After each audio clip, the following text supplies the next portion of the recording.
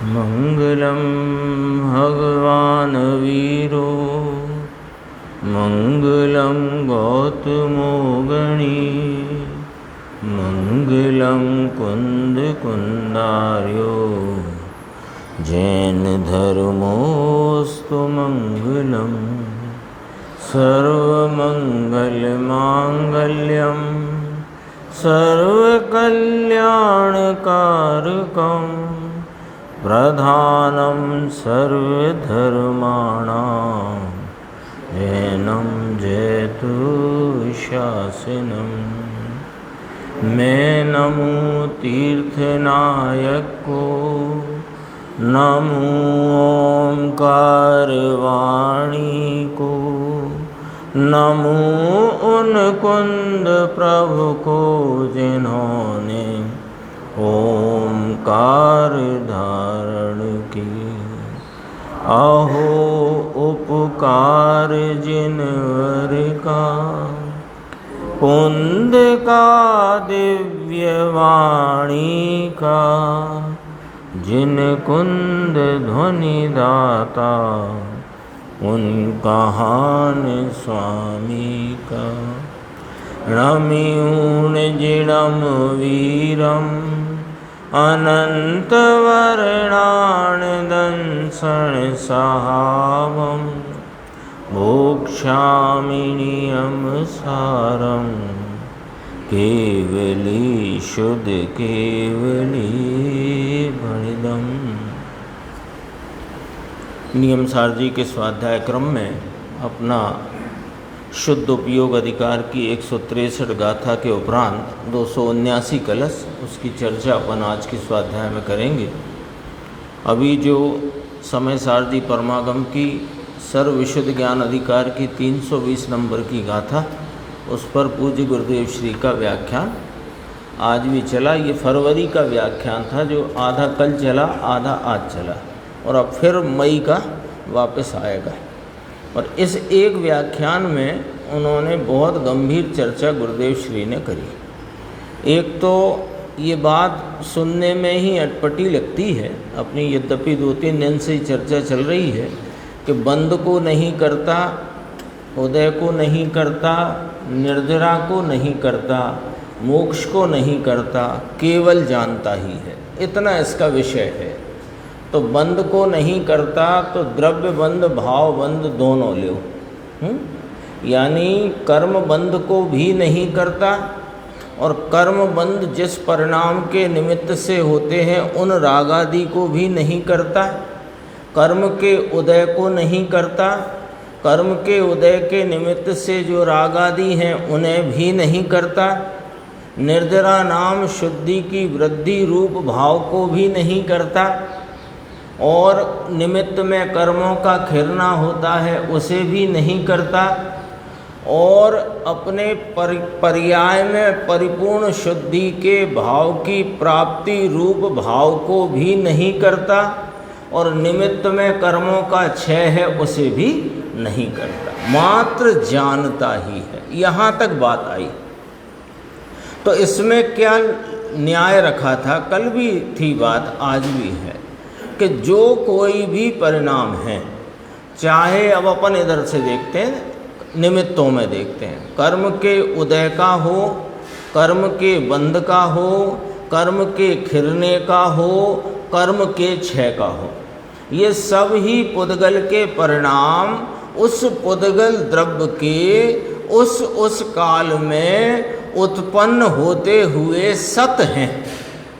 जब वे सतरूप नाम उस समय के वे हैं ही, तो करे कौन? एक बात। दूसरे, ये जीव आत्मा वह या तो बाधक है, या तो साधक है, या तो साध्य है। बाधक नाम अज्ञानी मिथ्या दृष्टि, साधक नाम सम्यक दृष्टि और मोक्ष मार्गी, और साध्य नाम परिपूर्ण अवस्था को प्राप्त, मोक्ष को प्राप्त, ऐसे कह सकते हैं। तो इन तीनों अवस्थाओं में होने वाले कर्म बंध के और कर्म उदय के, यानी कर्म बंध जिन के जो निमित्त हैं ऐसे राग आदि, कर्म उदय जिनके निमित्त से है ऐसे राग आदि, और परिणति में होती शुद्धि की वृद्धि और परिणाम में प्राप्त होता शुद्धता का परिपूर्ण भाव, ये सब भाव ही उस काल के सतरूप भाव हैं। रागादि परिणाम हो मलिन अथवा शुद्धता का परिणाम हो वृद्धिंगत रूप उत्पन्न होता हुआ, या परिपूर्ण शुद्धता का भाव मोक्ष रूप भाव हो, वे उस काल के सत हैं, तो मात्र उन्हें जानता ही है उसको करे क्या। ये लॉजिक है इसमें।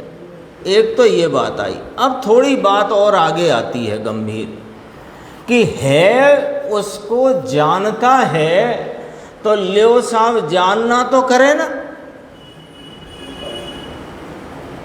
जानना तो करे ना, कि नहीं जानना भी करता नहीं। वो भी जानने का परिणाम उस काल में जानन रूप भाव से उत्पन्न होता सतरूप, सत्ता रूप, मौजूद रूप, विद्यमान पने हयाती रूप है। अब है उसे करे कौन?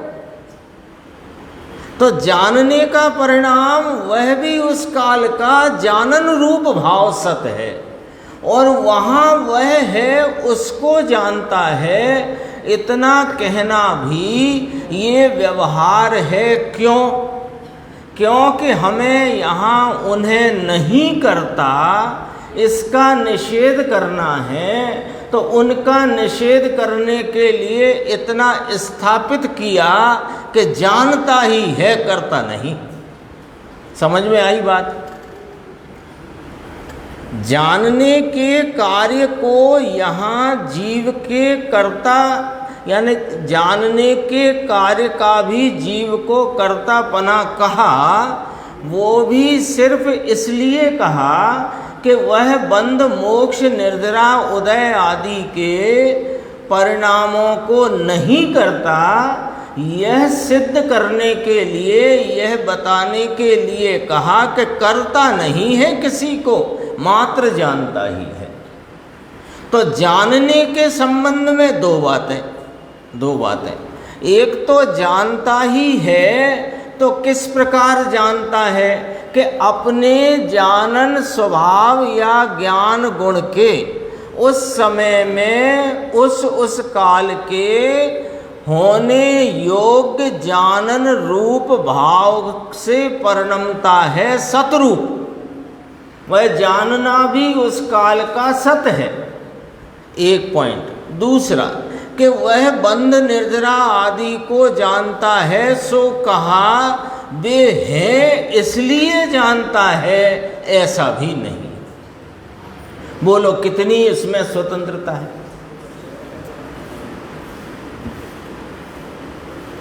यहाँ तो अभी उंगली चलाऊं, आँख झपकाऊं, मैं बोलूं, तान के बोलूं, धीमे बोलूं, ऐसा बोलूं कि प्रभाव पड़े, ऐसा बोलूं कि कोई सुन ही ना पाए।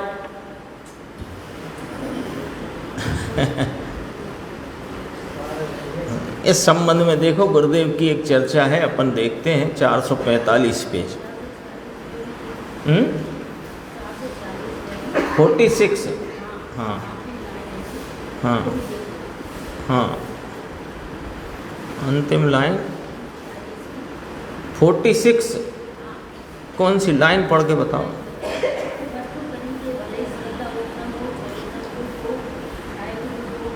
हाँ हाँ हाँ, अभी इसके बाद, इसके पहले ये ले लें अपन 445। देखो अब यहाँ से देखना, करता तो नहीं, एकदम बिल्कुल बहुत संजीदगी से अपन समझेंगे। सुना तो है ही अभी, पर उसमें मर्म क्या है वो अपन समझने का प्रयास करेंगे। देखो, करता तो नहीं, किंतु वास्तव में तो इसका जानने वाला भी नहीं। बंध का, उदय का, निर्जरा का, मोक्ष का करता तो नहीं यह जीवात्मा। अरे वास्तव में तो इसका जानने वाला भी नहीं है। क्यों कि वो भी सुनो, जानने वाला जानने वाले को जानता, जानने वाला बंध निर्जरा कर्म उदय। देखो कर्मों की तरफ से देखो तो कर्म का बंध, कर्म का उदय, कर्म की निर्जरा, कर्म का मोक्ष। और जीव की परिणति में ले तो दोनों प्रकार के राग आदि जो कर्मोदय के निमित्त कहे जाते हैं और जिनके निमित्त से कर्म बंध है, और शुद्धि की वृद्धि और शुद्धि की पूर्णता रूप इन परिणामों को जानता है कि नहीं, ये तो जाननार ने जाने छे। जानने वाले को देखो कैसे फरमाते हैं गुरुदेव, जाननार ने जानता, जानने वाला जानने वाले को जानता है। कैसे जानता है? लो जानना कार्य हुआ ना राकेश भाई, तो ये कार्य किस प्रकार करता है?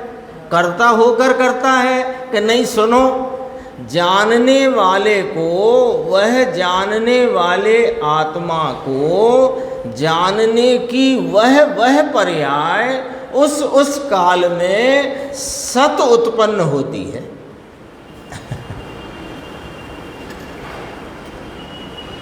कितना धीरे धीरे करके अंदर आना है निर्णय में, अभी तो निर्णय में, और निर्णय होने के बाद तो अंदर से कार्य होएगा, फिर बाहर से नहीं होगा।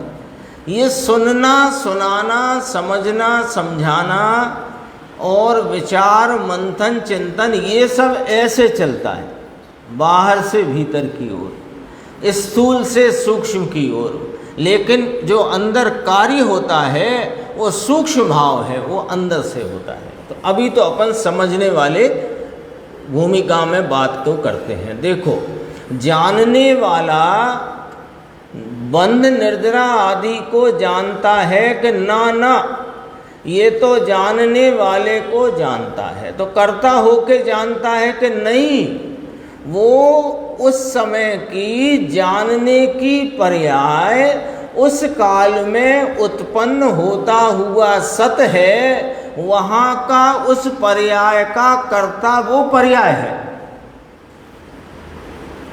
षटकारक है कि नहीं? पर्याय का कर्ता कौन? पर्याय। कर्म कौन? पर्याय। साधन कौन? पर्याय। किसके लिए हुई? पर्याय। किस में से हुई? पर्याय में से।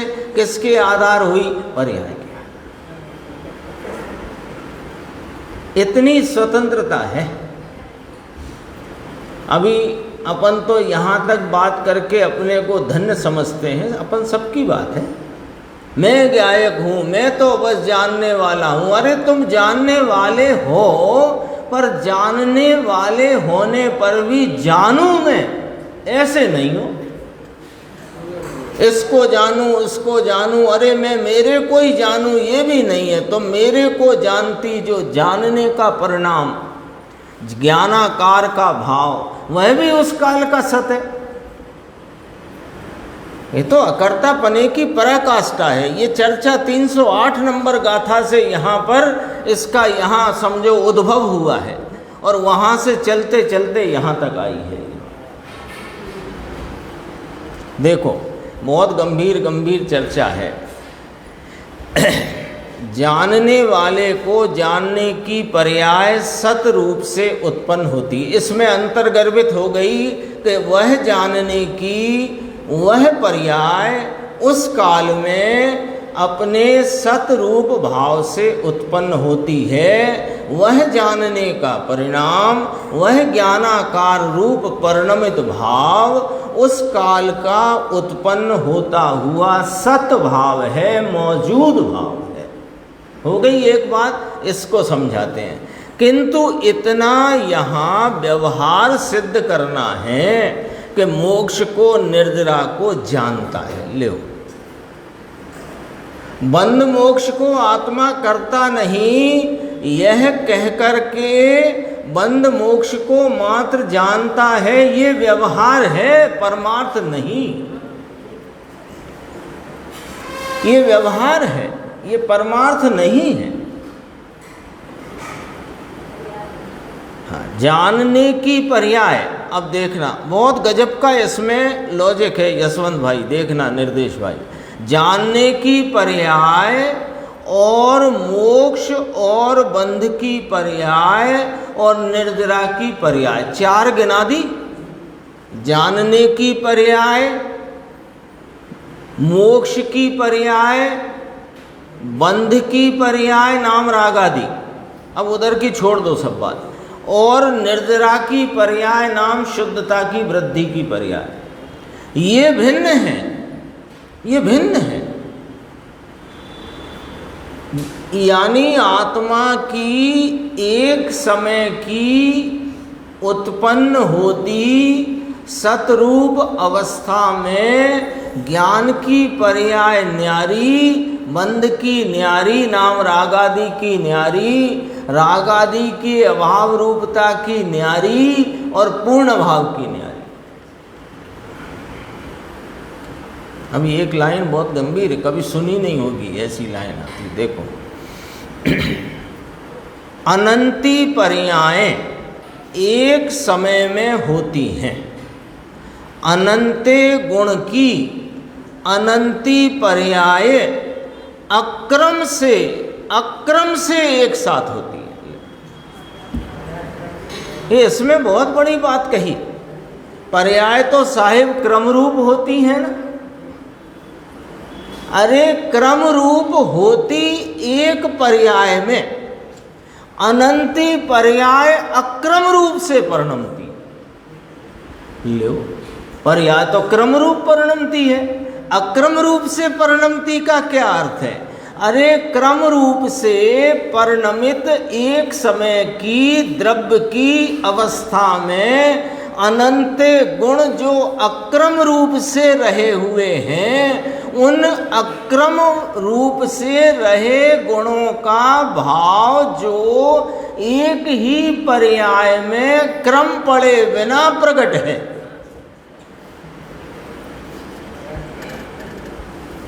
कितना गुरुदेव श्री बात को अपने सामने हैं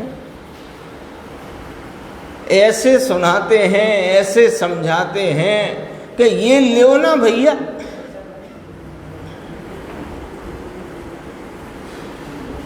अपन पढ़ते हैं गाथा, 320 गाथा पढ़ेंगे अपन, बहुत प्रसिद्ध गाथा है, महत्वपूर्ण गाथा है। इसकी जयसेन स्वामी की टीका भी आज गुरुदेव ने थोड़ी सी उसमें ली। 68 गाथा योगेंद्र देव की भी यहाँ पर इसी संदर्भ से यहाँ चर्चा करी। तो अब अपन सोचें कि बंध मोक्ष को भी नहीं करता, निर्जरा को भी नहीं करता, लिखा होगा निश्चय न से बात होगी। और बहुत एक तो ऐसा कह दे कि होगी, एक ऐसा कहे कि है, वो तो निश्चय नहीं की बात है। अरे बात निश्चय नहीं की है माने यथार्थ है, यथार्थ है तो उसकी यथार्थता किस रीति से है वो तो आपको जानना पड़ेगा, हमको, आपको, सबको। देखो, निर्जरा की पर्याय को और मोक्ष की पर्याय को भी उस समय की पर्याय होती है।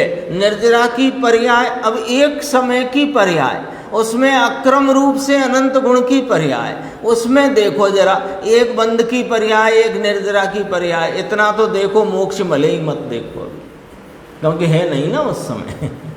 जब निर्जरा है तब मोक्ष नहीं है, लेकिन निर्जरा है तब बंध है। तो उसी समय में बंध की पर्याय उस अक्रम रूप से एक समय की अवस्था में, बंध की पर्याय नाम रागादि की पर्याय और निर्जरा की पर्याय माने शुद्धता की पर्याय और ज्ञान की पर्याय, तीनों हैं कि नहीं? देखो, निर्जरा की पर्याय, मोक्ष की पर्याय भी उस समय की पर्याय होती है। तो उस पर्यायों को, रागादि की पर्याय को, शुद्धता की वृद्धि रूप पर्याय को ज्ञान जानता है, ऐसा कहने में आता है। लो, ज्ञान जानता है ऐसा कहने में आता है। इसका अर्थ समझो कितना गंभीर हो गया। यानी ज्ञान उनको नहीं जानता,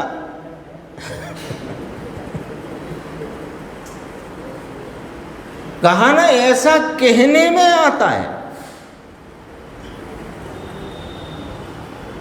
नहीं। बंद मोक्ष को नहीं करता, निर्जरा को नहीं करता, मात्र जानता ही है। फिर कहा बंद की पर्याय को, निर्जरा की पर्याय को जानता है, ऐसा कहने में आता है नहीं। झीनू तो छे थोड़ू, कहने में आया, इसका क्या अर्थ है? अरे वह ज्ञान जैसे उस समय उत्पन्न हुआ राग का परिणाम, वह उस समय का सत है कि नहीं, किसने किया? अब ये तो बात अब अपन कर चुके ना चर्चा। किसने किया? किसी ने नहीं। और वहाँ शुद्धता की वृद्धि रूप जो निर्मल भाव है, वो भी उस काल में उत्पन्न होता हुआ उस समय का सत है। किसने किया? किसी ने नहीं। तो वहाँ उसी समय में वो जानने का परिणाम भी परिणमित हुआ है। किसने किया? वो भी उस समय का सत है।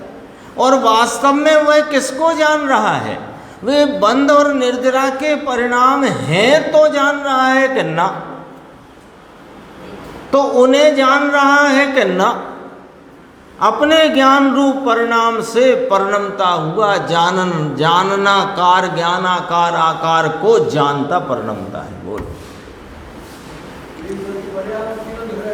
एक समय की पर्याय में तीन तो अपन ने अभी यहाँ अपने विचार में लिए। अनंत भाव हैं अक्रम रूप से।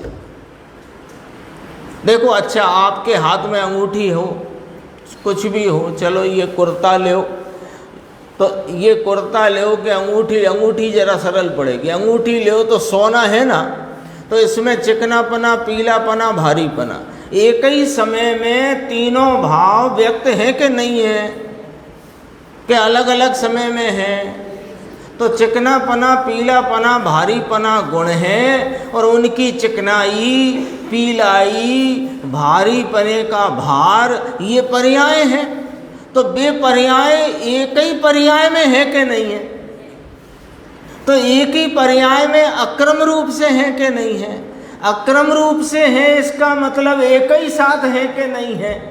तो जब निर्जरा और बंद भी उसी समय है और ज्ञान भी उसी समय है, ज्ञान अपने भाव से सतरूप है, बंद निर्जरा अपने भाव से सतरूप।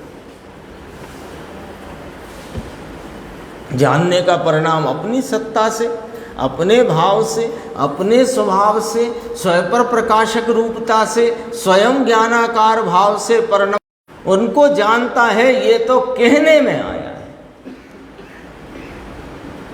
गजब की बात है। अभी देखो, एक मुमुक्षु का प्रश्न है, तेज अज्ञान छे सकटनो भार जेम स्वांता ने हैं।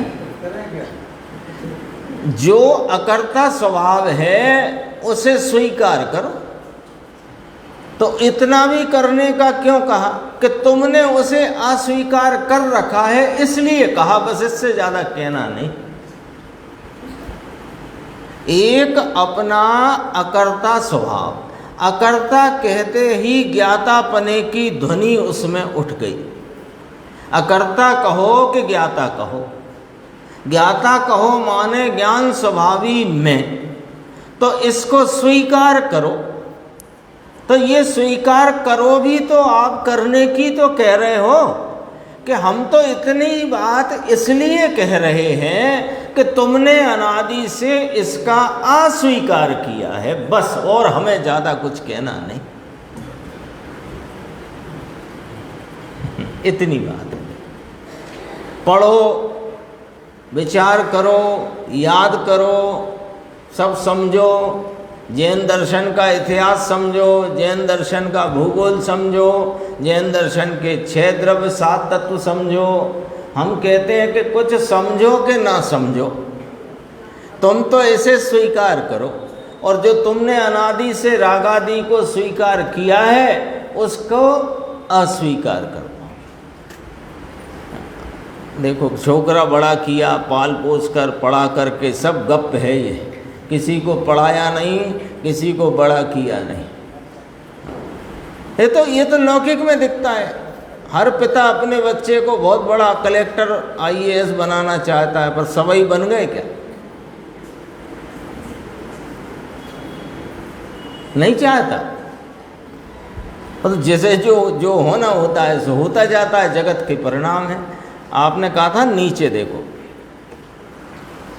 446 है ना, ये क्षयोपशम ज्ञान है। देखो ऊपर से पढ़ते हैं, एक देश शुद्ध नयाश्रित यह भावना, शुद्ध नय का विषयभूत अपना त्रिकाली चैतन्य भगवान, उसके आश्रय से जो भाव उत्पन्न हुआ उसमें एक देश उसकी प्रकटता आई, सामर्थ्य की आंशिक प्रकटता आई। ये भावना यानी ज्ञान की पर्याय आदि, श्रद्धा की पर्याय, चारित्र की पर्याय, जो भावना रूप ना भावना रूप माने परिणमन रूप कार्य रूप प्रकट हुई, वह आंशिक शुद्धि रूप परिणति है।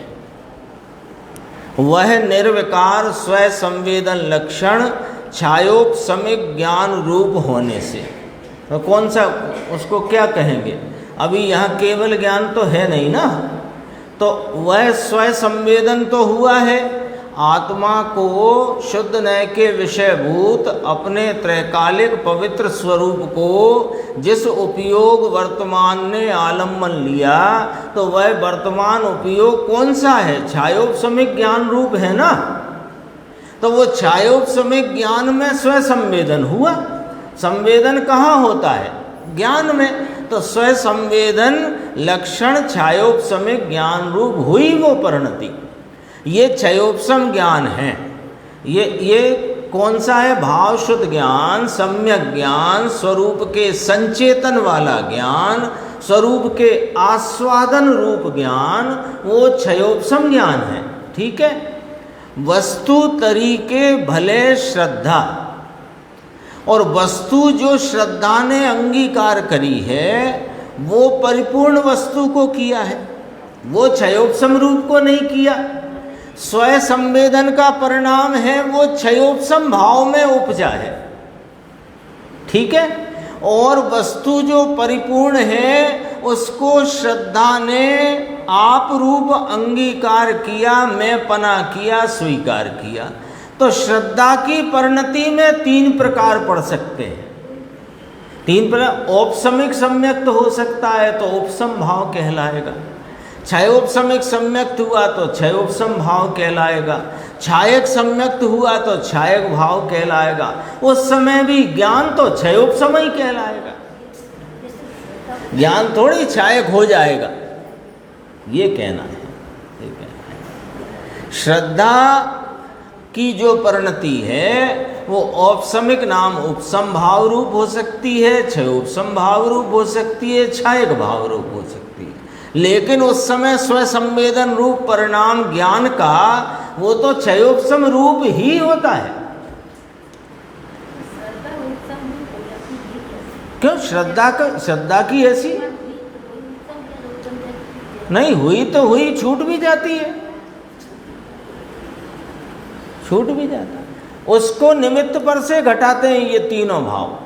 यद्यपि यदि स्वरूप के आलम्बन से आप रूपता की बात को अध्यात्म 3 प्रकार नहीं कहता, अध्यात्म 1 प्रकार कहता है कि अनादि से स्वरूप का आलम्बन ना था, उसका नाम मिथ्यात्व, और स्वरूप का आलम्बन लेकर आप रूप स्वीकार किया, इसका नाम सम्यक्त। हमारे पास तो एक ही प्रकार है। आगम में 3 प्रकार कहे। वो 3 प्रकार क्यों कहे? वो निमित्त की तरफ से कहे। निमित्त कर्म। मोहिनी का उपशम औपशमिक सम्यक्त कहलाया, मोहिनी का क्षयोपशम वो क्षयोपशम सम्यक्त कहलाया, मोहिनी का दर्शन मोहिनी का, मोहिनी माने दर्शन मोहिनी, दर्शन मोहिनी का क्षय हुआ तो छायक सम्यक्त कहलाया। लेकिन ज्ञान तो उस समय क्षयोपशम रूप ही है।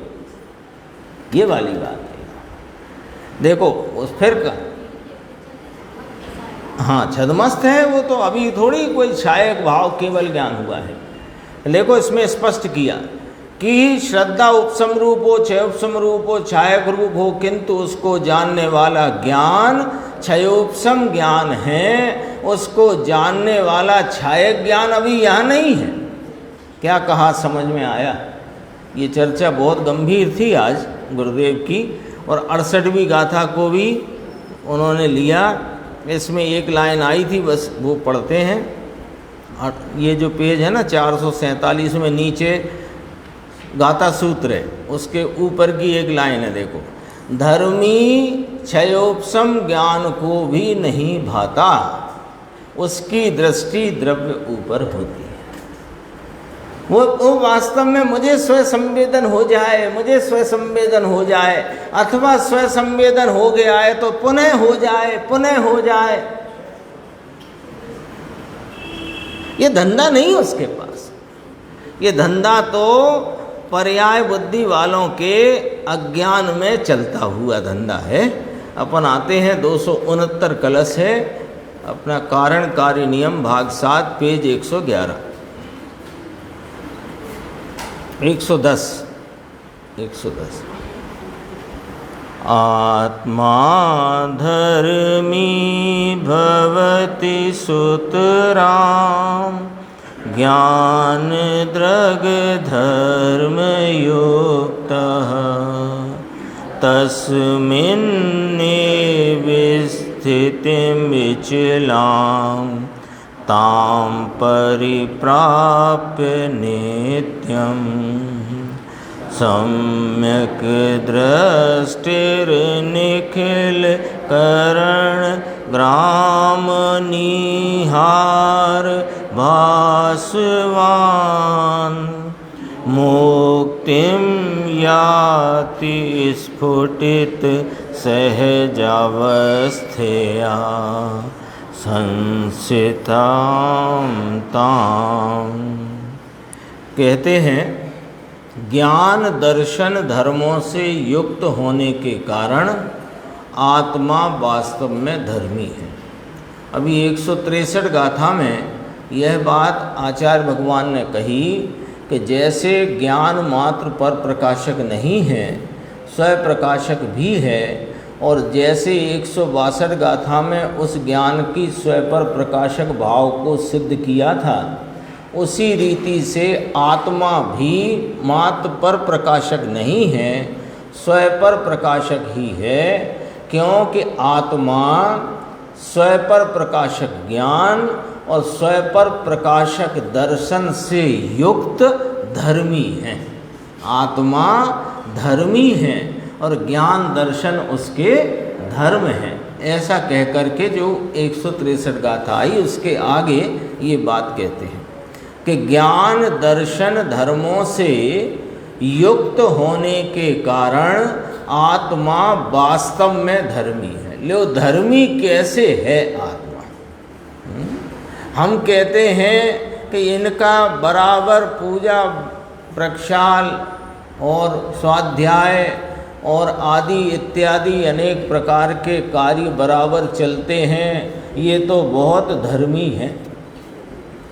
कि ये कोई धर्मी है ही नहीं। क्यों? तो इसे धर्मी न कहना कि धर्मी के दो बातें, धर्मी की दो प्रकार। एक तो वस्तु तरीके धर्मी, ज्ञान दर्शन आदि धर्मों का धरने वाला सो वस्तु तरीके धर्मी, और जिसने इस वस्तु को स्वीकार किया वो पर्याय तरीके धर्मी, और जो रागादि में उपादेयता करे सो महा अधर्मी। ऐसी है बात। सकल, अब देखो, सकल इंद्रिय समूह रूपी हिम, हिम नाम बर्फ, इसको नष्ट करने के लिए सूर्य के समान ऐसा सम्यक दृष्टि जीव। पहाड़ों पे बर्फ जम गई है और तेज सूर्य का उदय हुआ तो बर्फ खत्म है ना। तो इंद्रिय समूह रूपी हिम, इंद्रिय समूह रूपी माने ये इंद्रिय मत गिनना, इनके लक्ष्य से वर्तता हुआ जो उपयोग की बहिर्मुखता में उत्पन्न होता, जो रागादि विकारी शुभ अशुभ भाव, उसका नाम है इंद्रिय समूह। इनको नाश करने का काम थोड़ी है यहाँ कोई वो, हाँ, इनके नाश करने का काम नहीं, इनको छोड़ने का काम नहीं, इन्हें मिटाने का काम नहीं। ये तो है जगत के पदार्थ स्कंद रूप से। तो कहते हैं इंद्रिय समूह माने कि आत्मा की उपयोग की बहिर्मुखता में इंद्रियों के आलम्बन में वर्तते हुए जो रागादि शुभ राग अशुभ राग पुण्य पाप के भाव कषाय की मंदता तीव्रता, उनको इंद्रिय समूह कहा गया।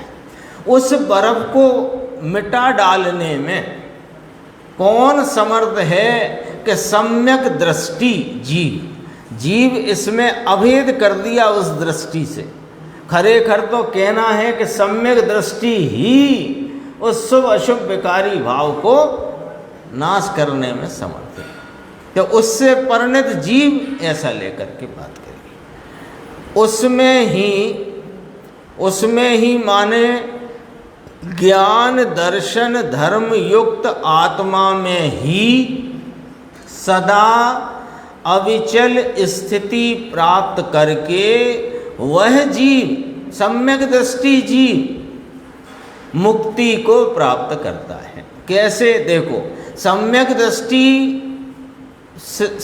दृष्टि से परिणत जीव वह सर्व रागादि भावों को पिघलाने में यानी मिटाने में वह सूर्य के समान है। और वह ऐसे यह सम्यक दृष्टि हुई कैसे कि ज्ञान दर्शन युक्त आत्मा नाम धर्मी की दृष्टि करने से और उस ही आत्मा में सदा अविचल स्थिति प्राप्त करने से, यानी उसमें एकाग्रता लीनता के द्वारा अविचल स्थिति माने पूर्ण भाव को प्राप्त करके मुक्ति को प्राप्त होते हैं। कि जो मुक्ति कैसी है कि प्रकट हुई सहज अवस्था रूप से सुस्थित है। प्रकट हुई है, मुक्ति वस्तु नहीं है, मुक्ति प्रकट होने वाली अवस्था है जो इस ज्ञान दर्शन युक्त वस्तु के आलम्बन से प्रकटती है। वो प्रकट हुई है तो कैसी प्रकट हुई है कि स्वाभाविक अवस्था रूप से। स्वाभाविक अवस्था माने आत्मा वस्तु इसका जैसा ज्ञान दर्शन सुख चारित्र वीर स्वच्छता प्रभुता विभुता आदि जितना इसका जैसा स्वभाव है वो सर्व स्वभावों के परिपूर्ण परिणमन व्यक्तता रूप से परिणमित है और वह उस रूप से सुस्थित है। सुस्थित का अर्थ अपन लगा सकते हैं साधी अनंत काल ऐसी की ऐसी रहती है। देखो गुरुदेव का थोड़ा अपन देखते हैं। 111 जो श्लोक है उसके ठीक नीचे ज्ञान दर्शन धर्मों से युक्त, इस श्लोक का अर्थ है कैसा है यह भगवान आत्मा के ज्ञान दर्शन ऐसे जो इसके धर्म इनसे सहित है नाम युक्त है। नाम जुदा है, ज्ञान और दर्शन और आत्मा नाम जुदा है। ये पिछला कलश आ गया था।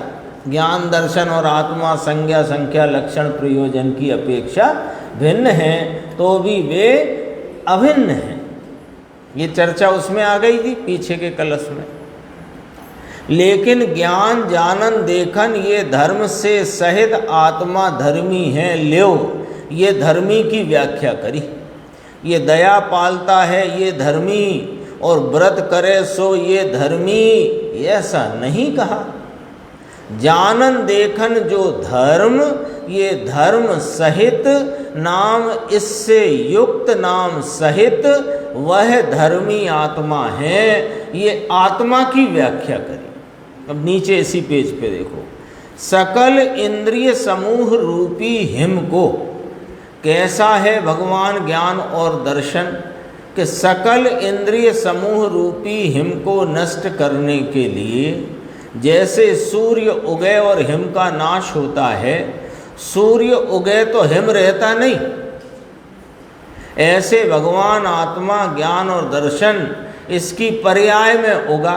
ज्ञाता दृष्टा भगवान आत्मा, सम्यक ज्ञान सम्यक दर्शन इसकी पर्याय में सूर्य के समान होगा। तो अज्ञान रूपी हिम का नाश हो जाता है। अज्ञान में राग आदि भाव ले लो, अज्ञान नाम मिथ्यात्व तो गए ही, और राग आदि भी अज्ञान कहलाते हैं क्योंकि उनमें ज्ञान का नूर नहीं है। देखो मुमुक्षु ने कहा ज्ञान दर्शन तो ले साहब अभी ही है हमको, आप क्या हमें बिना ज्ञान दर्शन का समझ बैठे? आप क्या हमें ये स्पर्श रसगंध वर्ण वाला समझ रहे हो क्या? इतना तो हम भी जानते हैं कि हम ज्ञान दर्शन स्वरूप हैं। तो जानते हो तो मानते हो कि नहीं?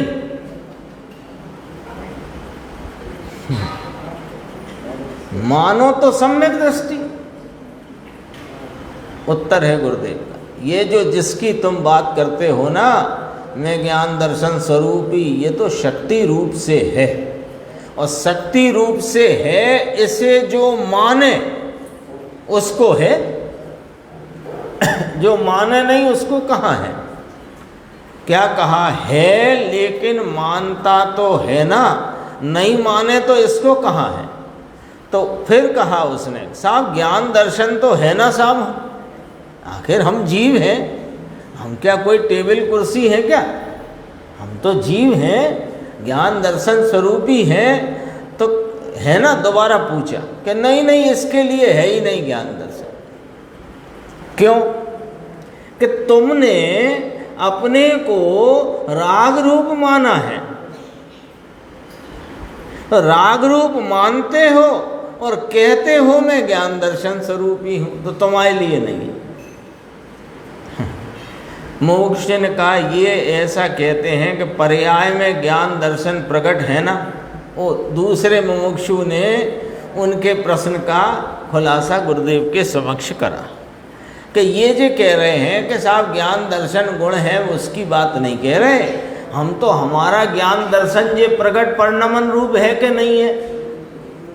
तो कहा ये पर्याय में जो प्रकट ज्ञान दर्शन की तुम बात कर रहे हो भाई साहब, ये स्वयं के लक्ष्य में नहीं है, ये पर के लक्ष्य में वर्तता ज्ञान दर्शन है, इसलिए तुम ज्ञान दर्शन स्वरूप नहीं हो, लेकिन मानो तो हो, ऐसी वाली बात है। 116 पे थोड़ा सा विषय है।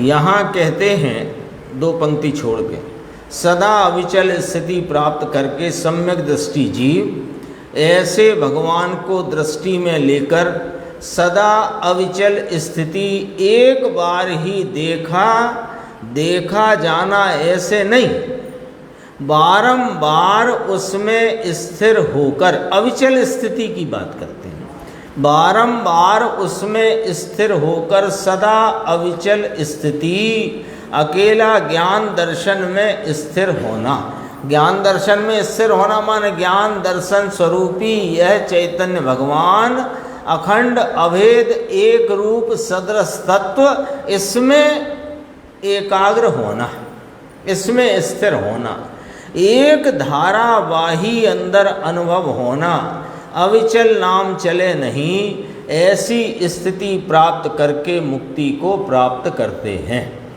इस एक से मुक्ति की प्राप्ति है। बोलो, निर्णय कराते हैं, निर्णय कराते हैं, इस एक से मुक्ति की प्राप्ति है। अन्य कोई रीति विधि तो साथ में क्या क्या करना चाहिए साहब, ये तो आपने बताया सो हम समझ गए, और साथ में क्या क्या करना चाहिए, शास्त्र अभ्यास वगैरह, व्रत आदि हैं, घर परिवार व्यापार से निवृत्ति, कि वो करना चाहिए का काम नहीं है, वो होता जाता है। तुम तो एक काम करो बस, कि ये जो वर्तता उपयोग है इसको अपने ज्ञाता स्वरूप में स्थिर करो, बस एक इतना काम है। बिल्कुल एक से ही मुक्ति की प्राप्ति है, किसी क्रिया कांड से मुक्ति की प्राप्ति नहीं होती। हाँ, क्यों? अपने को बहुत प्रश्न उठता है अंदर में कि जैसे अब सम्यक दर्शन होएगा, मान लो, तो सम्यक दर्शन होएगा तो ये सब हमें अपने आप ही मालूम पड़ जाएगा कि अब हमें क्या क्या करना है। देखो, कोई को नहीं भी उठता होगा प्रश्न, हमने तो कह दिया, कोई को नहीं भी उठता होगा, पर वो अंदर में पड़ा जरूर है कीड़ा। नहीं उठा हो तो उठा लो और उसका शमन कर दो। जब नहीं निकल रहा हो तो डॉक्टर के पास जाके निकलवाओ और हटवाओ। ये कहीं ना कहीं चलती रहती है बात। अच्छा, तो जब सम्यक दर्शन हो जाएगा तो फिर अपने आप अपने को सब पता लग जाएगा कि अब कौन सा क्या कार्यक्रम कैसे कैसे करना है, कौन सा व्रत लेना है।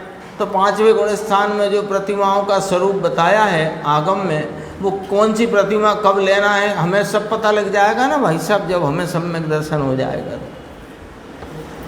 ऐसा प्रश्न चलता है। हाँ, तो मैं पता करने की जरूरत नहीं है, क्योंकि वह कार्य करने की जरूरत नहीं है, वो तो होता है। प्रतिमाएं अंगीकार करने की जरूरत नहीं है मोक्ष मार्ग में, क्योंकि उससे मोक्ष मार्ग है ही नहीं। वो तो मोक्ष मार्गी को जितनी जितनी कषायों का अभाव होता जाता है, उसकी जो कषाय सद्भाव रूप रह जाती है, उस कषायों के सद्भाव में उनकी भूमिका मर्यादा प्रमाण में परिणाम आते जाते हैं। तुमने किताब पढ़ी हो तो, न पढ़ी हो तो।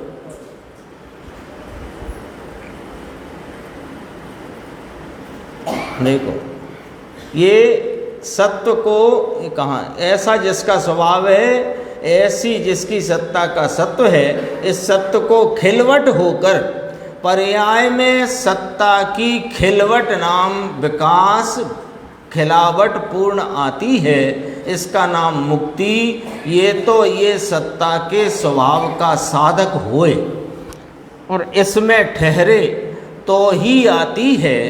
कोई राग करे, दया पाले, व्रत करे, भक्ति करे, इसमें मुक्ति नहीं होती।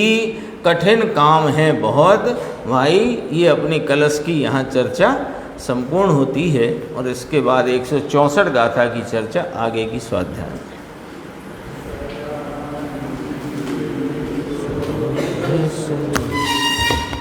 अविनाशी